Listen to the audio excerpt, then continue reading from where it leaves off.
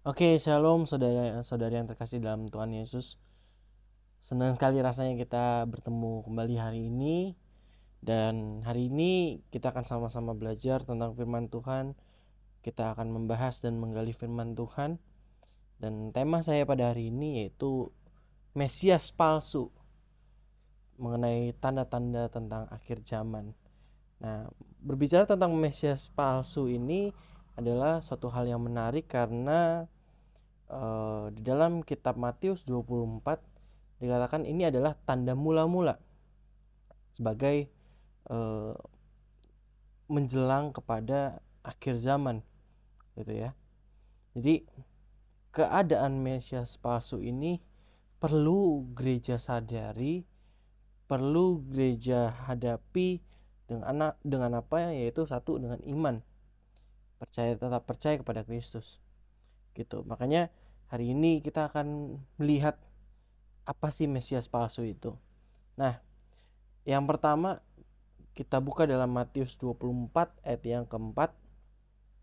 Matius 24 ayat yang keempat saya akan bacakan buat Bapak Ibu saudara-saudara yang terkasih dalam Tuhan. Jawab Yesus kepada mereka, "Waspadalah supaya jangan ada orang yang menyesatkan kamu." Amin. Saya ulangi lagi, waspadalah supaya jangan ada orang yang menyesatkan kamu. Ini perkataan Yesus Kristus yang menarik sekali karena di ayat sebelumnya para murid meminta dan bertanya kepada Yesus, apakah tanda dari kesudahan zaman itu? Bagaimana engkau datang dan segala macamnya. Nah, tapi jawab Yesus pertama kali yang Yesus berikan adalah waspadalah supaya jangan ada orang yang menyesatkan kamu. Nah, kata waspada sendiri diambil dari kata awareness. Ini menarik. Kata awareness sendiri adalah berhati-hati gitu. Nah, kewaspadaan adalah salah satu sifat yang sering sekali dilupakan orang. Ini kita perlu catat, dan sebagai orang-orang Kristen, orang-orang percaya, kita seharusnya mulai sadar bahwa jangan sampai kita melupakan kewaspadaan, karena ini adalah salah satu sikap yang Tuhan Yesus sendiri minta untuk kita lakukan. Ini adalah permintaan yang harus dilakukan. Karena di Matius 24 ayat 4 dikatakan, jawab Yesus kepada mereka, waspadalah supaya jangan ada orang yang menyesatkan kamu. Tanda seru. Artinya Bapak Ibu saudara-saudara yang terkasih dalam Tuhan, penting sekali untuk kita tidak disesatkan. Dan penting sekali untuk kita berwaspada. Seringkali di dunia yang modern seperti ini, kita seringkali merasa nyaman, merasa aman dengan keadaan sekitar. Kita merasa tidak perlu berwaspada. Karena apa? Mungkin pembicaraan dari media, mungkin hal-hal lain, mungkin membuat kita merasa aman. Mungkin kita merasa karena kita punya uang, atau karena kita punya asuransi jiwa sehingga kita merasa diri aman. Tapi kita lupa bahwa kewaspadaan ini perlu tetap terjaga di dalam tubuh Kristus, yaitu gereja.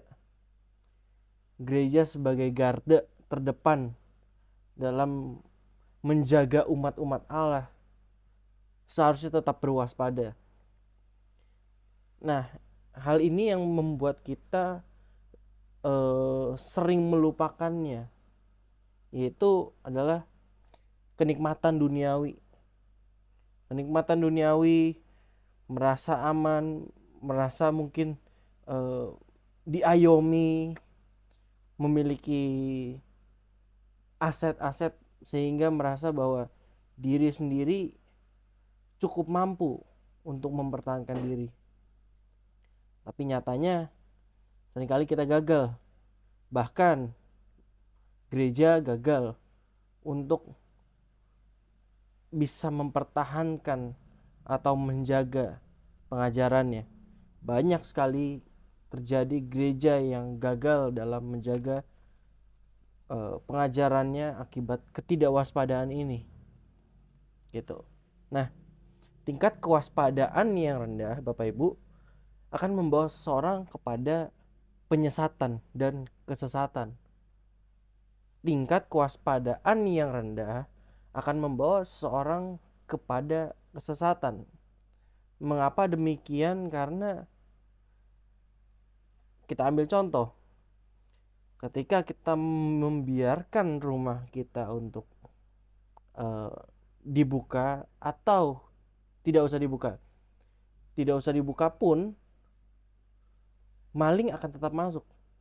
Atau ketika kita punya kendaraan, meskipun kita merasa kita sudah menguncinya dengan baik, kita sudah menguncinya dengan benar, tetapi namanya orang, namanya manusia, itu bisa kilaf, mengambil kesempatan dalam kesempitan, dibobol dan diambil. Padahal itu pun sudah terkunci. Nah, seringkali kita lalai karena merasa kita aman dan kita nyaman, sehingga kita kebobolan. Nah, tingkat kewaspadaan yang rendah ini akan membawa orang kepada kesesatan. Tidak berwaspada karena tidak melihat di sekelilingnya. Nah, pertanyaannya bagaimana untuk kita perlu menjaga kewaspadaan kita, supaya seperti Yesus berkata, waspadalah supaya jangan ada orang yang menyesatkan kamu. Bagaimana kita perlu waspada? Yang pertama, sebagai orang percaya, sebagai umat Allah, sebagai gereja Tuhan, hal yang pertama yang harus dilakukan adalah mendalami firman Tuhan. Orang-orang Kristen, kita orang percaya tidak hanya sekedar membaca Alkitab saja, tidak hanya sekedar untuk membiarkan diri untuk hanya berdoa, hanya baca Alkitab. Mungkin Anda merasa bahwa baca Alkitab saya sudah rutin, tetapi nyatanya Anda tidak mengerti apa yang Alkitab sedang bicarakan, apa yang firman Allah sedang nyatakan kepada diri Anda. Seringkali kita merasa aman dan nyaman karena mungkin kita sudah melakukan hal-hal tertentu dalam melakukan kewajiban kita berdoa. Contohnya, misalnya ajakan untuk kita membaca setiap hari 5 atau 10 pasal yang digaungkan banyak gereja. Apakah baik? Betul, baik. Untuk mengajak jemaat untuk membaca firman Tuhan bersama-sama. Nah, tapi dampaknya adalah hasilnya lewat begitu saja. Firman Tuhan dibaca hanya untuk memenuhi kriteria atau memenuhi kewajiban dari baca Alkitab itu. Alkitab tidak digali, Alkitab tidak dipelajari, bahwa sesungguhnya kebenaran Alkitab adalah seperti mutiara, seperti berlian yang digali, sehingga Alkitab menunjukkan identitasnya. Alkitab yang berbicara kepada diri kita, bukan diri kita yang berbicara kepada Alkitab. Tapi mirisnya seringkali kita lupa untuk mendalami firman Tuhan. Kita hanya membaca, kita hanya melewati saja, begitu saja banyak firman Tuhan yang kita lewati tanpa kita pelajari. Yang pertama kita perlu mendalami firman Tuhan, karena Alkitab menunjukkan kebenarannya. Alkitab akan menunjukkan kebenarannya. Mana pengajaran yang perlu kita terima, mana pengajaran yang di luar daripada kebenaran Kristus. Mungkin ada hal-hal yang dibicarakan oleh banyak pembicara, tetapi seringkali 1-2 hal keluar daripada jalur kebenaran Kristus. Dan seringkali kita tidak sadar akan hal itu. Kita menerima karena apa? Karena firman yang kita dengar daripada pembicara adalah firman yang menyenangkan telinga kita, memberikan kita kesenangan, memberikan kita kesejukan, tapi kita lupa bahwa firman juga menegur dan menasehati. Itu artinya juga firman juga mungkin menjadi tidak enak untuk kita dengar. Karena apa? Karena kita masih diselubungi oleh dosa. Tubuh kita adalah tubuh daging. Kita tidak bisa lepas dari namanya dosa. Sehingga firman yang adalah kebenaran ketika diperdengarkan kepada kita, orang-orang yang tidak benar, maka kita akan merasa tidak nyaman. Tapi itulah fungsinya. Supaya apa? Supaya kita dibenarkan oleh iman. Kita dibenarkan oleh Kristus. Sehingga kita mendengarkan firman Tuhan tidak lagi panas. Tidak lagi merasa terusik. Tapi kita mendengarkan firman Tuhan menjadikan diri kita untuk bangkit. Menjadikan diri kita untuk semakin baik. Itu karena kebenarannya yang ditunjukkan dalam firman Tuhan. Dan firman Tuhan sendiri yang akan memberikan kemampuan kepada kita, kepekaan kepada kita lewat Roh Kudus yang berbicara kepada diri kita untuk membedakan mana yang baik, mana yang jahat. Seringkali manusia ketika meninggalkan pendalamannya akan firman Tuhan, seringkali juga meninggalkan perasaannya. Hati nurani yang berbicara, Roh Kudus berbicara lewat hati nurani, tapi manusia seringkali menolak. Manusia merasa apa yang ia lakukan benar. Manusia merasa bahwa pilihan hidupnya pasti selalu benar. Tapi nyatanya belum tentu. Dan tidak juga. Kenapa demikian? Karena manusia tidak bisa melihat jauh ke depan. Bahkan kita pun yang sekarang mendengarkan tidak bisa melihat keadaan besok hari. Atau 5 menit kemudian, 5 menit setelah ini, 10 menit setelah ini, 1 jam, 3 jam, setengah hari ke depan, atau 1 minggu ke depan. Kita tidak bisa melihat keadaannya, apakah baik atau buruk.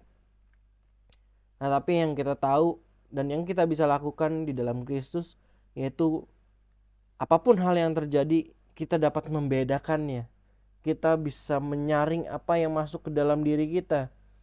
Yang masuk biarlah firman Tuhan, biarlah Injil dan Roh Kudus sendiri yang menyatakan kepada diri saudara-saudara yang terkasih dalam Tuhan. Nah, hal yang kedua yaitu kita harus melihat segala sesuatu realita yang terjadi di dunia ini dengan kacamata Injil. Kenapa demikian? Karena Injil menyadarkan saudara dan saya untuk pentingnya kematian dan kebangkitan Kristus bagi saudara. Pentingnya kematian dan kebangkitan Kristus bagi saudara. Saudara dan saya adalah orang-orang yang berdosa.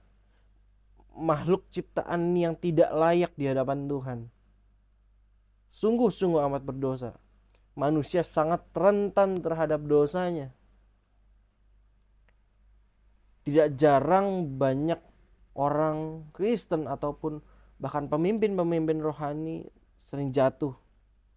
Tidak ada manusia yang kebal dosa. Maka kita memerlukan Injil sebagai satu kebenaran bahwa Kristus sudah mati bagi saudara dan saya. Dan ketika kita melihat dari kacamata atau perspektif Injil, maka kita akan melihat segala sesuatunya dengan benar. Kita tidak alergi terhadap kejadian-kejadian yang terjadi di dunia ini. Ada beberapa orang atau beberapa kelompok yang merasa alergi dan tidak mau untuk mendekati hal-hal yang bersifat duniawi. Contohnya adalah mendengarkan lagu, menonton film, dan banyak hal lainnya. Tapi mereka lupa bahwa mereka masih hidup di dalam dunia dan mereka perlu melihat keadaan dunia. Bukan menikmati, tapi justru membukakan mata dan pikiran. Supaya apa? Supaya bisa berjaga-jaga. Balik lagi kepada poin yang pertama, yaitu berwaspada. waspada diri dan berjaga-jaga. Ketika kita tahu apa yang sedang dihadapi, maka kita dapat menyusun rencana dengan baik. Ketika kita mengetahui apa yang musuh sedang lakukan, kita bisa melakukan tindakan pencegahan. Sedangkan ketika kita tidak mengetahui apa yang musuh sedang kerjakan, kita tidak mengetahui dan kita bersikap acuh tak acuh terhadap apa yang sedang dunia kerjakan, maka kita akan tersesat. Maka kita akan mudah terjatuh atau kita tidak siap menghadapi realita tersebut. Sebagai orang Kristen kita tidak siap, kita merasa kaget, terpukul, jatuh, dan akhirnya merasa down. Nah, hal ini yang perlu kita sadari dan perlu kita jaga. Supaya apa? Supaya musuh itu tidak masuk lebih dahulu kepada diri kita pada saat diri kita belum siap. Ketika diri kita belum siap artinya kita lalai. Kita tidak melakukan apa yang seharusnya Kristus ajarkan kepada kita. Nah, lewat kacamata Injil, lewat perspektif Injil, kita akan melihat segala sesuatunya, realita yang terjadi, entah itu perang, entah itu dari sekedar lagu, dari sekedar musik, dari sekedar film yang ditayangkan, kita akan melihat pesan apa yang mau dunia sampaikan kepada manusia, terutama di era modernisasi pada masa-masa sekarang. Apa yang manusia mau sampaikan pada orang lain, apa yang mau dunia sampaikan kepada orang lain untuk mengubah perspektif kita yang tadinya kita percaya kepada Allah, tetapi malah percaya kepada hukum-hukum dunia. Ini yang perlu kita waspadai, bahwa kita penting sekali untuk menjaga diri kita sendiri. Kita perlu menjaga diri kita supaya kita tidak disesatkan. Kita perlu waspada. Nah, di ayat selanjutnya, kita melanjutkan membaca kepada ayat selanjutnya. Matius 24 ayat yang kelima dikatakan, sebab banyak orang akan datang dengan memakai namaku dan berkata, akulah Mesias, dan mereka akan menyesatkan banyak orang. Kata tersesat dalam bahasa Inggrisnya dikatakan sebagai wander atau menyimpang dari ajaran yang benar. Nah, kesesatan ini dapat terjadi dari dalam ataupun dari luar gereja. Hal ini menarik. Kesesatan dapat terjadi dari dalam ataupun dari luar gereja. Dari luar gereja contohnya adalah seringkali kita mungkin mendengar berita di acara TV nasional bahwa adanya muncul sekte-sekte baru. Sekte pengikut A, pengikut B, pengikut C yang merasa bahwa dirinya adalah juru selamat. Inilah yang Yesus katakan ketika banyak orang akan datang dengan memakai namaku dan berkata, akulah Mesias, artinya adalah akulah juru selamat. Ayo datang kepadaku, akulah juru selamat. Dan orang-orang seperti itu akan menyesatkan banyak orang. Kenapa? Karena ketidaktahuannya. Ketidaktahuan akan membawa kepada kebinasaan. Ketidaktahuan seseorang akan membawa dirinya kepada ketidakwaspadaan, tidak aware terhadap apa yang terjadi, tidak tahu apa yang benar dan salah, sehingga dengan begitu gampangnya dapat tersesat oleh pengajaran-pengajaran tersebut. Contohnya lagi yang banyak dan hari-hari ini sedang terjadi adalah gay, LGBTQ. Banyak sekali dan mulai secara gamblang menyerukan dirinya. Dan yang menarik, di di Amerika sendiri sudah tersebar Alkitab untuk orang gay, yaitu Queen James. Menarik, dan ini sekilas lucu karena ini versi Alkitab mereka dibuat seperti parodi untuk versi Alkitab bahasa Inggris yang umum, yaitu King James Version, diganti menjadi Queen James Version. Tentu ini adalah hal yang kesesatan, kebobrokan moral, dan sangat berbahaya sekali jika gereja hari-hari ini tidak menolak pengajaran seperti itu dan membiarkan bahwa kaum LGBT untuk berkembang dan menjadi dirinya sendiri, tidak berubah di dalam Kristus, maka mereka akan semakin masif, semakin menjalar, dan semakin memberikan pemikiran-pemikirannya yang seakan-akan benar, tapi ternyata salah. Sudah banyak pemimpin-pemimpin rohani yang menerima keadaan tersebut. Sangat miris sekali. Inilah mengapa kita harus bersedia, siap sedia untuk kedatangan Kristus kedua kalinya. Karena inilah tanda-tanda akhir zaman, bahwa penyesatan banyak terjadi. Baik di dalam gereja, banyak yang merasa seperti seseorang yang diurapi, merasa diri hamba Tuhan, merasa diri sebagai nabi Tuhan, datang dengan pesan, tapi nyatanya adalah tidak terjadi. Tidak terjadi sesuai dengan apa yang ia ucapkan. Maka kita perlu berhati-hati. Umat Allah, orang-orang Kristen harus sadar, harus menjaga dirinya dari pengajaran-pengajaran yang seperti itu. Pengajaran-pengajaran masih banyak hal yang mungkin dapat menyesatkan saudara dan saya. Contohnya adalah ketika kita berhubungan dengan iman, kita menumpangkan tangan. Mungkin kita merasa bahwa, wow, saya tidak punya mobil, tapi ketika saya melihat mobil, saya menumpangkan tangan kepada mobil tersebut untuk jadi milik saya. Tapi nyatanya bukan begitu pekerjaan prinsip iman. Iman bekerja melalui perbuatan juga. Artinya apa?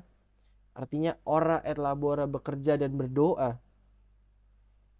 Ada kairos, ada waktu Tuhan, di mana Tuhan akan memberikan itu sesuai dengan kecukupan dan sesuai dengan kegunaan dari apa yang Bapak Ibu hidupi. Maka dari itu, iman seperti itu adalah iman yang salah. Iman yang salah. Sehingga saya mengajak Bapak Ibu saudara-saudari dalam Tuhan untuk tidak mengikuti pengajaran iman seperti itu, tapi kita tetap percaya apapun yang Yesus kerjakan, apapun keadaan yang kita alami, meskipun keadaan kita tampak buruk, tapi kita percaya Yesus tetap baik. Apapun yang terjadi dalam kehidupan kita tidak merubah kasih Kristus kepada kita. Nah, kesesatan dalam gereja ini sendiri adalah hal yang paling berbahaya. Karena apa? Karena salah satunya adalah pengetahuan Alkitab yang kurang.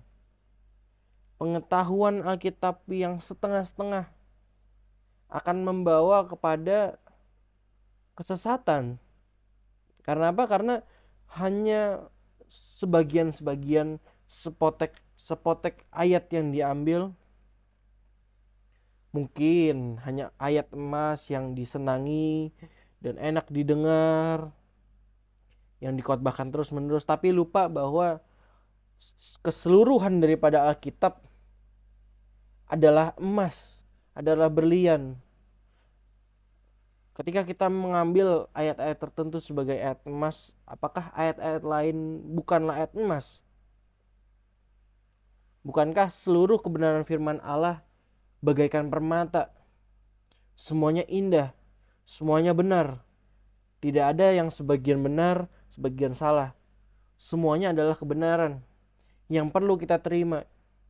Manusia yang seharusnya menyadarkan diri dan merendahkan dirinya di hadapan Alkitab, di hadapan firman Tuhan. Seharusnya kita perlu koreksi diri supaya apa? Supaya kita tidak disesatkan dengan pengajaran yang salah.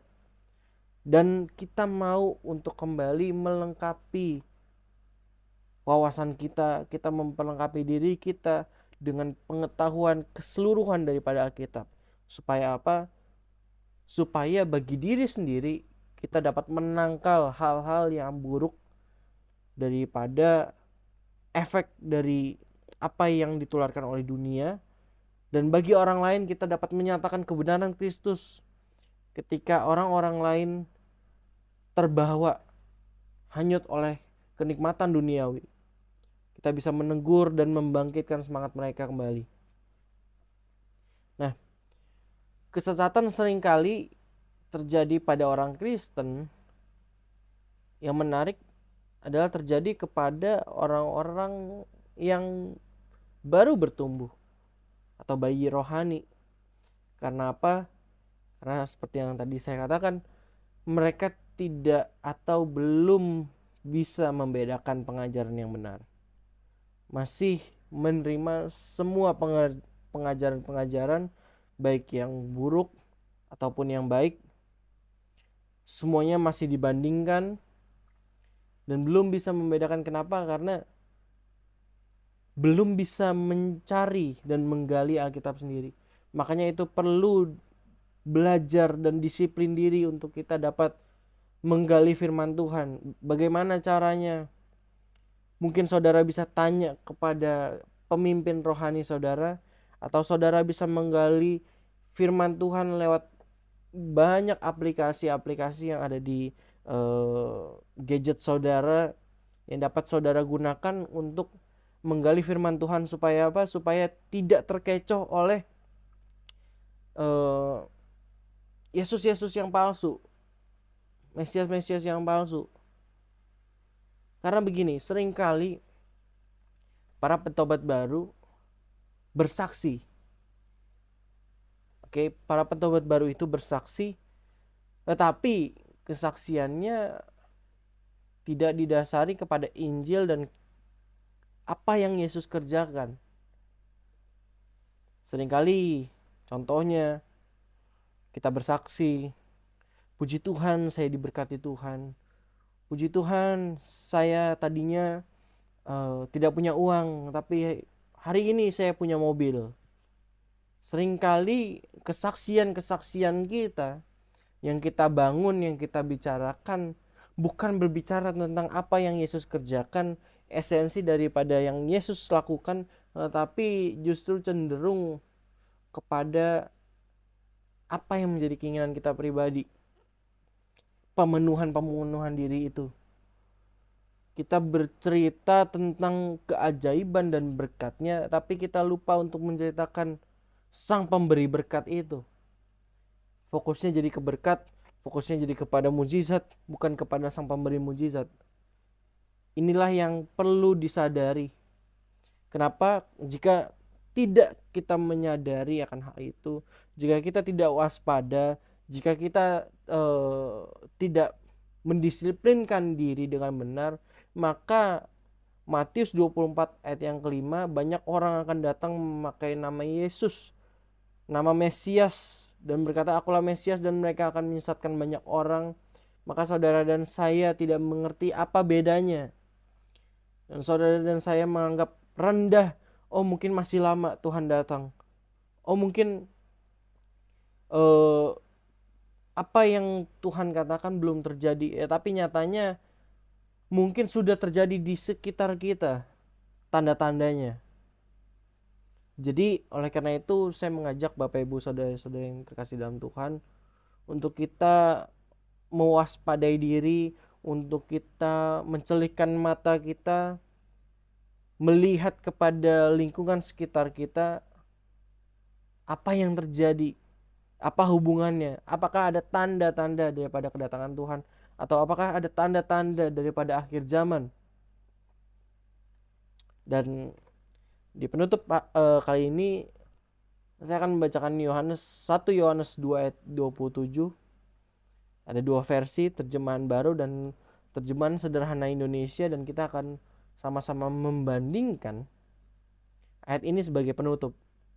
Yaitu dari terjemahan baru dulu saya akan bacakan 1 Yohanes 2 ayat 27.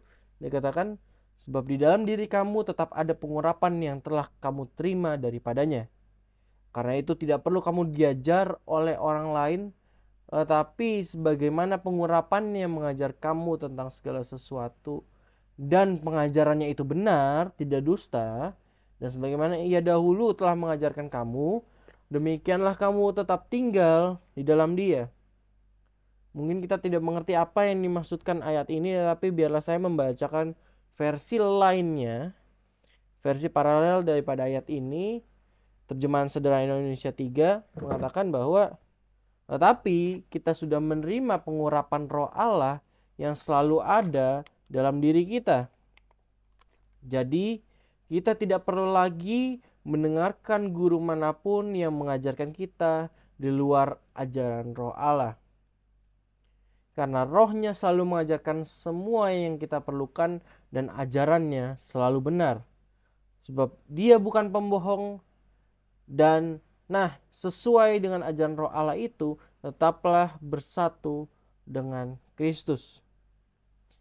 Jadi apa yang dikatakan oleh Yohanes di sini bukanlah berarti kamu tidak perlu diajar orang lain. Artinya adalah kita tidak membutuhkan guru, kita tidak membutuhkan mentor ataupun gembala atau pengkhotbah. Tapi ketika kita melihat kepada subjek yang dibicarakan adalah tentang guru-guru palsu, artinya kita tidak perlu diajar oleh orang-orang lain yang menyesatkan atau guru-guru palsu atau mesias-mesias palsu. Jadi kita tetap perlu untuk dimentoring, kita perlu untuk menjadi murid, kita perlu untuk diajarkan oleh pemimpin-pemimpin rohani, oleh orang-orang gereja. Tetapi kita harus sadar bahwa kita sudah menerima Kristus. Artinya ada hikmat daripada Tuhan untuk kita dapat membedakan pengajaran yang baik dan benar.